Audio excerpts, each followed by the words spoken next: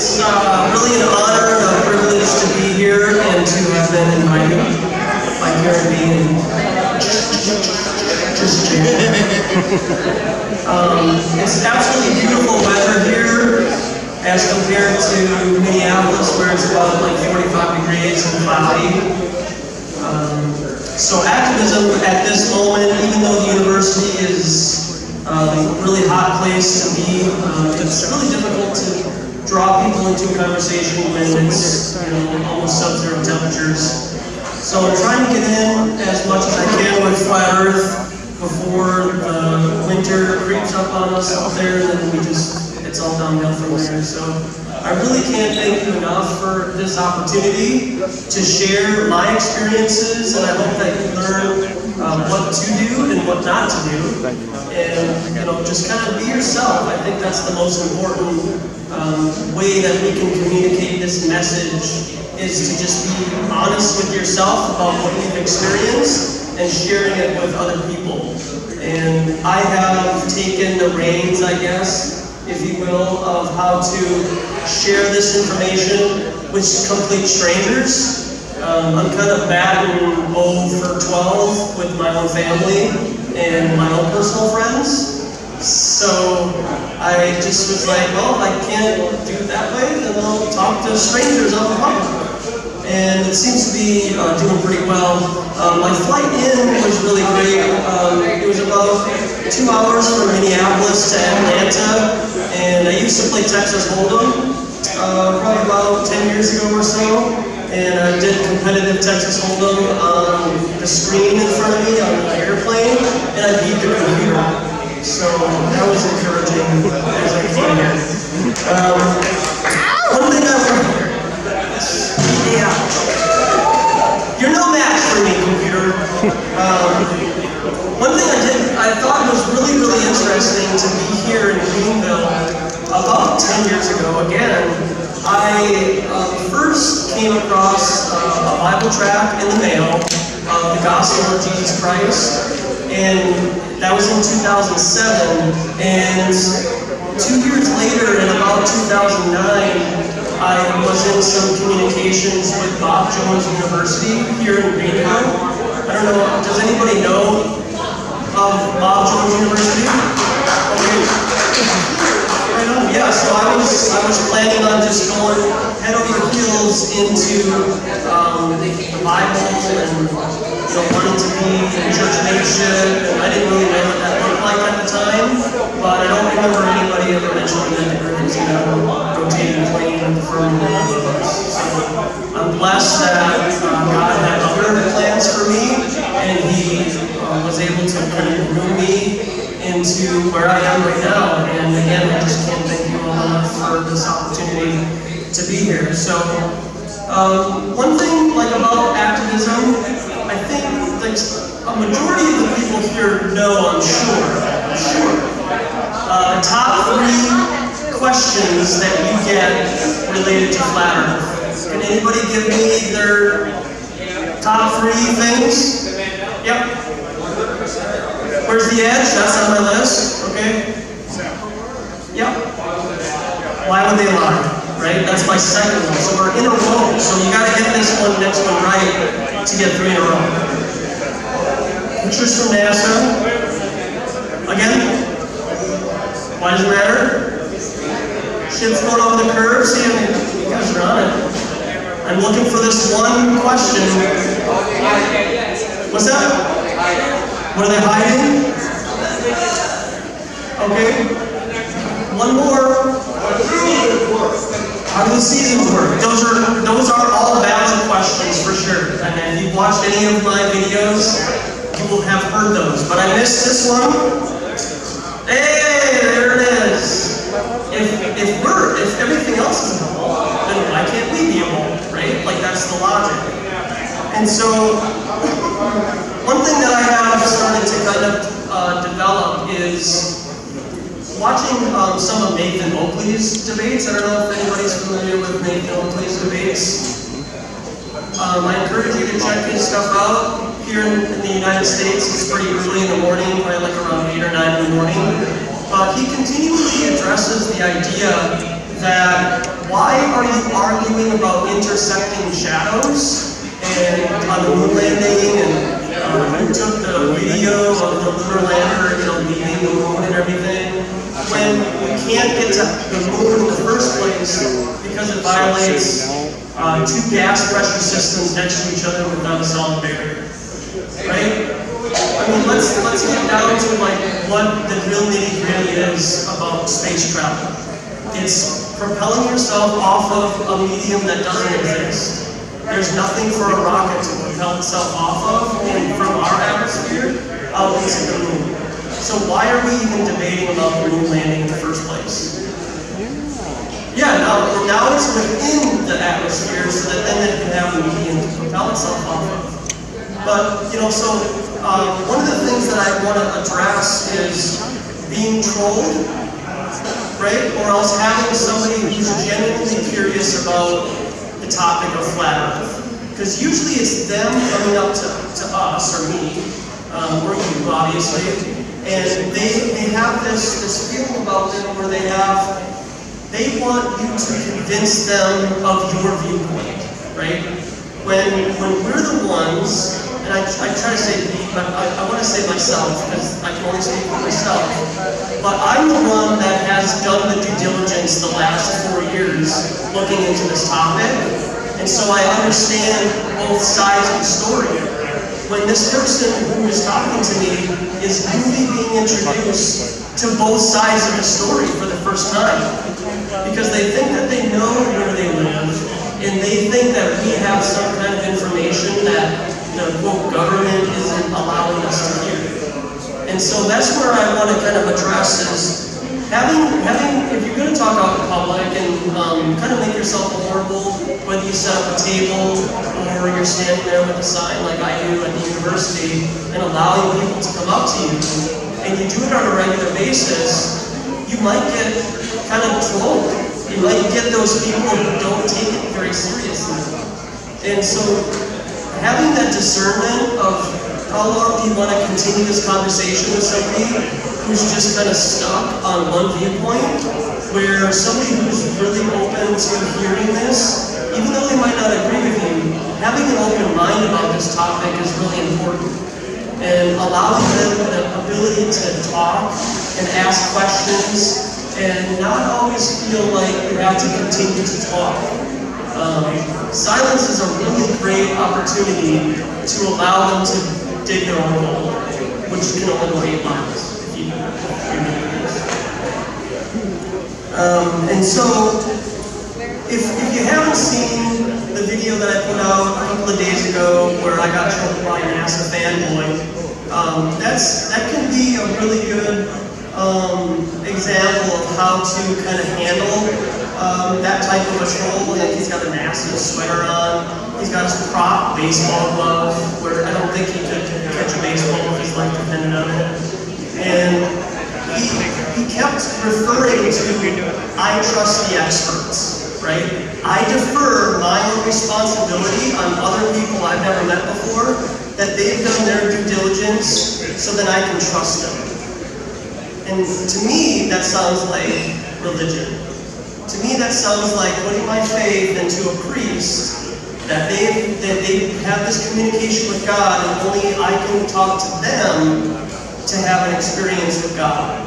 And I don't feel like that's how my Creator put me here, is to have to defer my own senses to other people to know where I live. Okay, I shouldn't need optics. I shouldn't need a P1000 or a telescope or infrared to know where I live.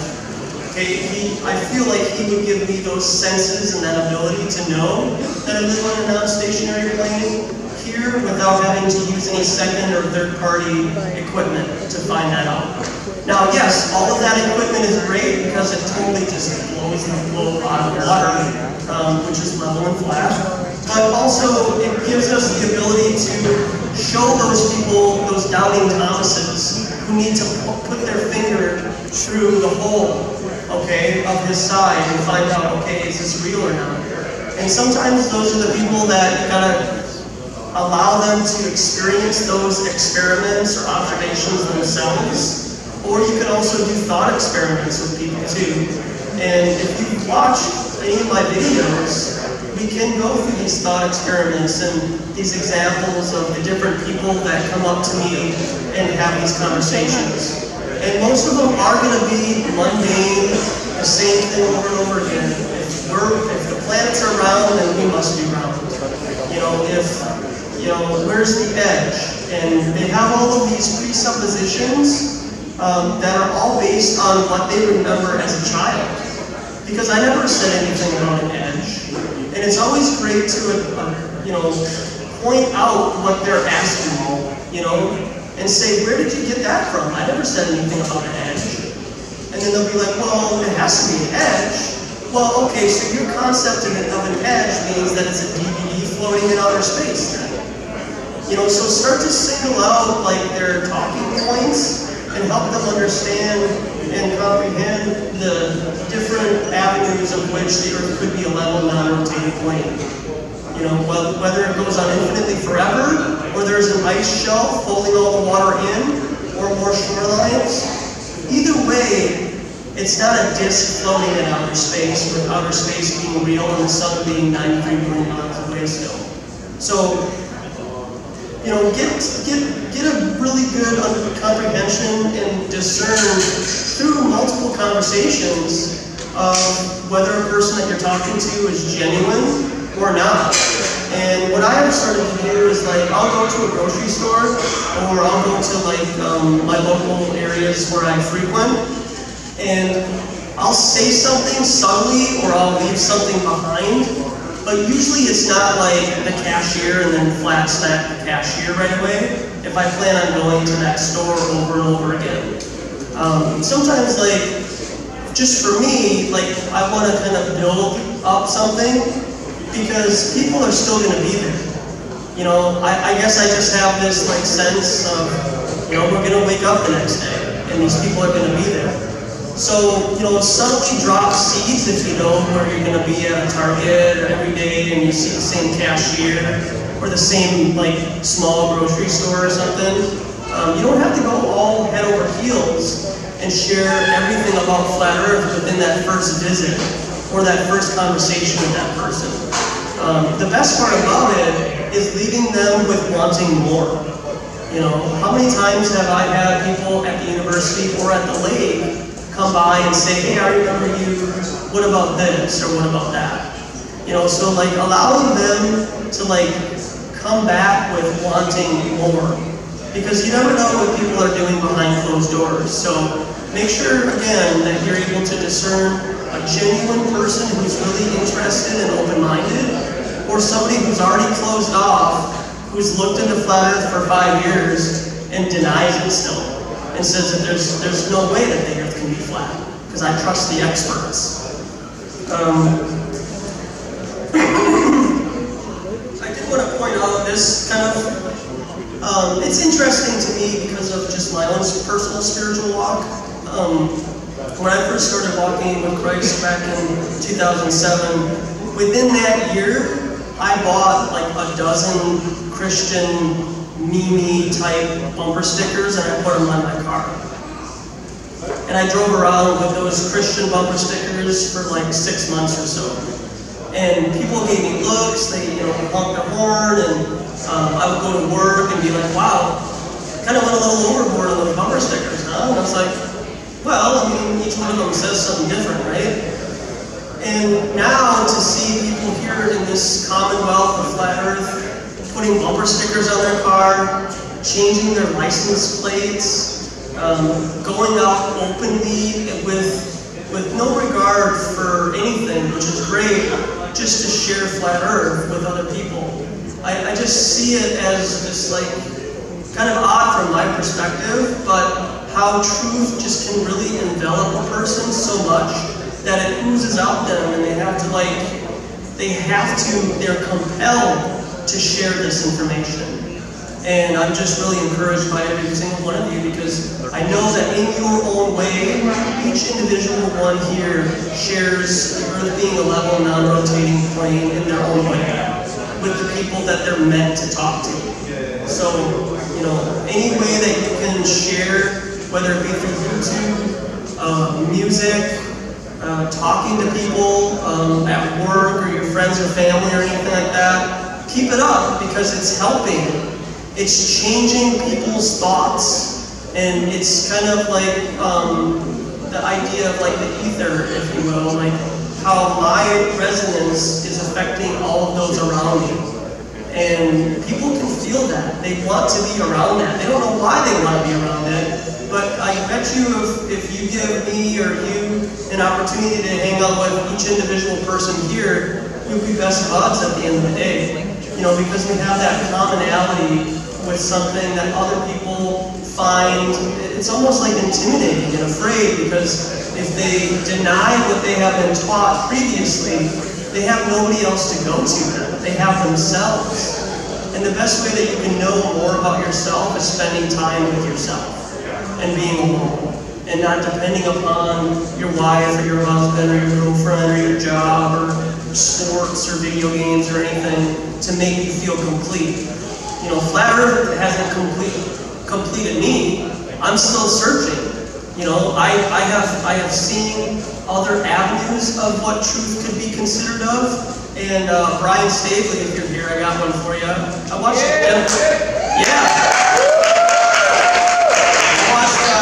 Demolition Man yesterday. I don't know if you've seen Demolition Man recently. But do you remember the product that they were selling? They met in this restaurant. Do you guys remember Demolition Man? Taco Bell. What was it? Taco Bell, right? All restaurants are Taco Bell. Okay, so it's Pizza Hut now. I'm just saying. So we're watching it last night, and Pizza Hut was all over the place. And you could lip read them saying Taco Bell, but they vocalized Pizza Hut. I thought it was really weird why they would change the branding for that, I guess. I don't know. Maybe they're into Flat Earth, I guess. Yeah, so like, you know, with like ideas like Mandela, you know, Black News, you know, programmable matter, and all these other things, these fringe topics that started coming up from Flat Earth during that time, you know, 3 or 4 years ago, I still continually got led back to Flat Earth. You know, so I picked up these different ideas on my way, but I feel like I'm not supposed to be left stagnant. I have to keep moving. You know, hey, great, that's cool information. Like, that's a really good observation that you made. That's really interesting. Let me think about that.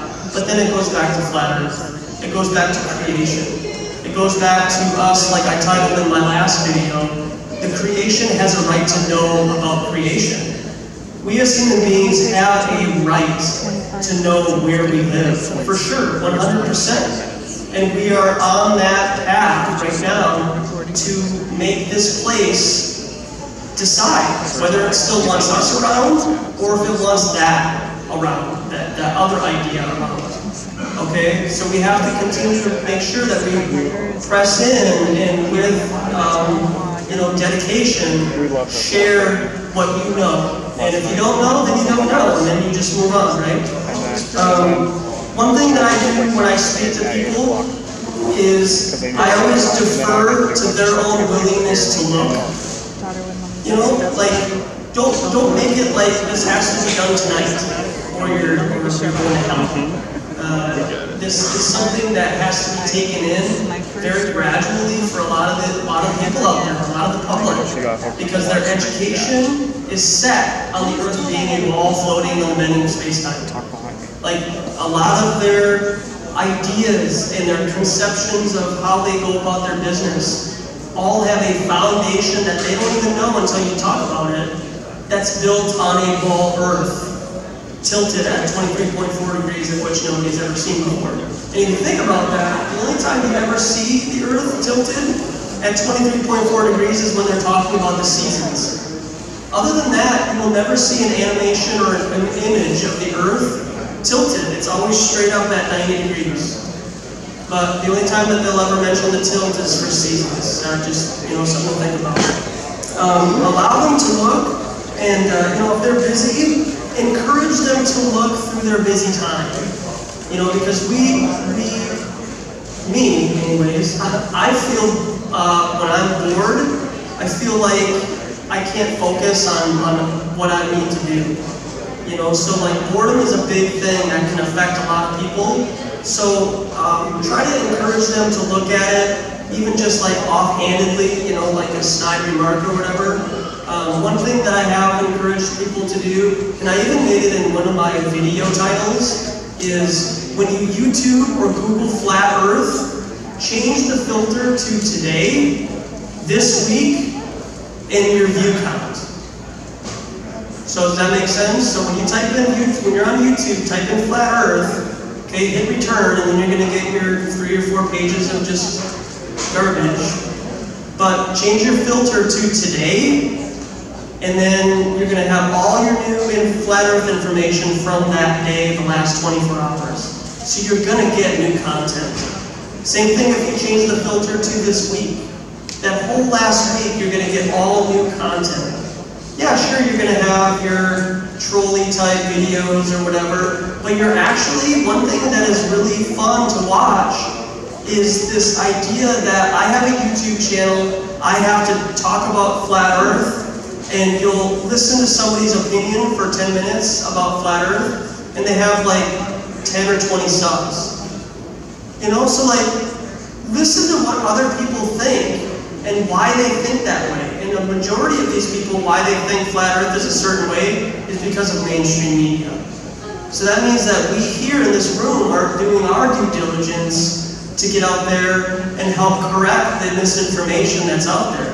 Because if there's misinformation out there about you or me personally, I would hope that somebody would say something and say, wait a second, you got that wrong. This is what I've heard because I've heard that from this person themselves.